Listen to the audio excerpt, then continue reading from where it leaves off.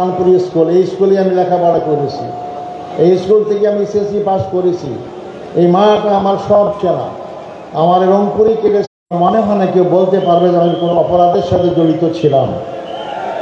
আমি কোনো অপরাধের সাথে জড়িত ছিলাম না, কিন্তু আমাকে সে অপরাধী বানানো হয়ে গেল। রংপুরবাসী সাক্ষী, এবং যারা সাক্ষী তাও জানি না, কিন্তু আল্লাহ তাআলা সেই 5ই আগস্টের পরিবেশ সৃষ্টি করার কারণে আজকে আমি মুক্ত হয়েছি। তাই আমার মুক্তির জন্যই কিন্তু আবু সাঈদ আমার পক্ষেই কাজ করেছে।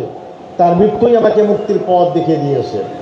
আমি তার হত্যাকারী জেনারেল জনাব আলী হাসান মোহাম্মদ মুজাহিদ, তাকে হত্যা করা হয়েছে। আমাদের পার্টির 2 জন সহকারী সেক্রেটারি জেনারেল জনাব মোহাম্মদ কামারুজ্জামান আব্দুল কাদের মোল্লা এবং নির্বাহী পরিষদ সদস্য জনাব মীর কাসিম সাহেব আলীকে ফাঁসির কাছে তুলে হত্যা করা হয়েছে।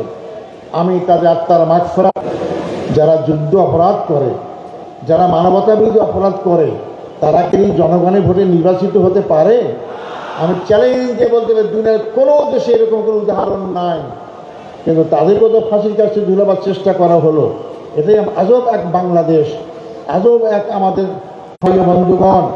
আজকে আমি বলতে চাই গর্বের সাথে, আমার রায়ের মাধ্যমে এটি আজহারুল ইসলাম মুক্তি পায় নাই।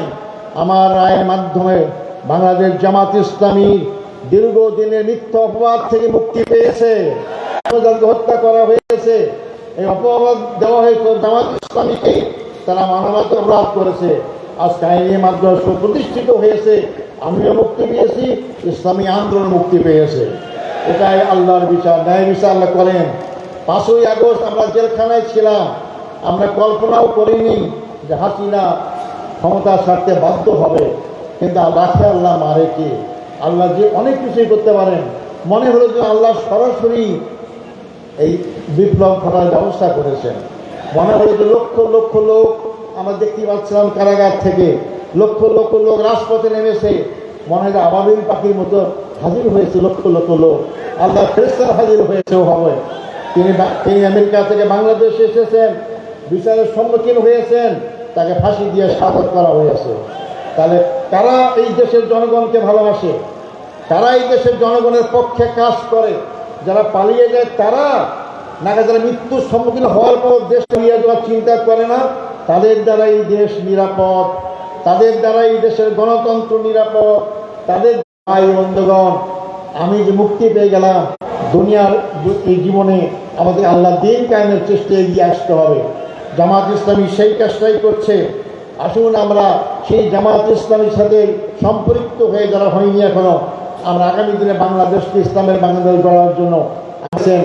আমার মুক্তির জন্য অনেকে নামাজ পড়েছেন, নফল নামাজ পড়েছেন, এমন অনেকে উমরাও করেছেন, অনেকে আপনার আন্দোলন করেছেন। আমি সবাইকে আমার অন্তঃস্থল থেকে আপনাদেরকে মোবারকবাদ, অভিনন্দন জানাচ্ছি। আপনারা আমার অভিনন্দন গ্রহণ করবেন। আপনাদের দোয়ায়, আপনাদের এই যে আগ্রহ, আল্লাহ আমাকে কবুল করেছেন। আপনাদের চোখের ফানে আল্লাহ কবুল করেছেন, আমাকে আল্লাহ কবুল করেছেন। কিন্তু আপনারা আমাকে দোয়া করবেন, আমি বাকি জীবন যেন আপনাদের পক্ষে, দেশের পক্ষে, আমার এলাকার পক্ষে জীবন ভরে কাজ করতে পারি, সে তৌফিক দান করেন। সংগ্রামী ভাই বন্ধুগণ, আবু সাঈদ কেন জীবন দিয়েছে? আবু সাঈদ কি তার নিজের কোনো সম্পত্তি উদ্ধার করার জন্য জীবন দিয়েছে? তার ব্যক্তিগত স্বার্থে কোনো জীবন দিয়েছে? না, সে দেশের স্বার্থেই জীবন দিয়েছে। সে যেমন বৈষম্য মুক্ত একটা বাংলাদেশ চেয়েছিল, কিন্তু বাংলাদেশ মুক্ত হয়েছে। কোথা থেকে মুক্ত হয়েছে? 15.5 বছরে আমাদের ভোটের কোনো অধিকার ছিল না। 15.5 বছরে গণতন্ত্র ছিল না। 15.5 বছরে আমাদের বাক স্বাধীনতা ছিল না। 15.5 বছরে আমাদের সীমানা অরক্ষিত ছিল। এই 15.5 বছরে আমাদের রাজনৈতিক ও সাংস্কৃতিক কোনো স্বাধীনতা ছিল না। আধিপত্যবাদী শক্তি রাজনৈতিক থাবা এবং সাংস্কৃতিক আগ্রাসন আমাদের মূল ইমানি শক্তিকে দুর্বল করে দিয়েছে। আমাদের যুব শক্তির চরিত্রকে ধ্বংস করা হয়েছে। আজকে সেখান থেকে আমাদের দেশকে আবার নতুন করে গড়তে হবে। এই নতুন বাংলাদেশ গড়ার ক্ষেত্রে দলীয় স্বার্থের ঊর্ধ্বে ওঠে সকল ভেদাভেদ ভুলে গিয়ে জাতীয় ঐক্য গড়ে আবু সাঈদের স্বপ্নকে বাস্তবায়ন করতে হবে। আবু সাঈদের স্বপ্ন ছিল একটা আধিপত্যবাদ মুক্ত বাংলাদেশ। আবু সাঈদের স্বপ্ন ছিল বৈষম্যহীন বাংলাদেশ।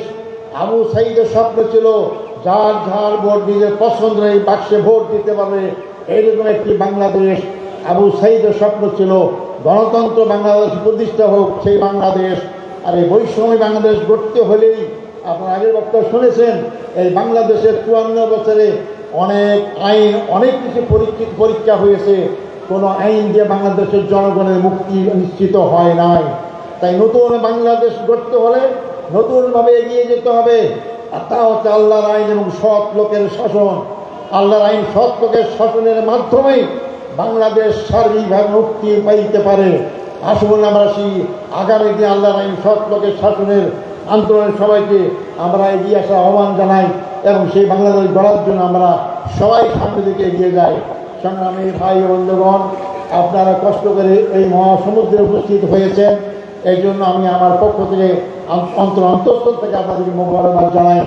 আমি আবারও আপনাদের কাছে দোয়া চাই, আল্লাহর জন্য আমাকে সুস্থ রাখেন, ভালো রাখেন এবং যাতে করে আল্লাহ দিনের পথে বাকি জীবনটা আমি ব্যয় করতে পারি।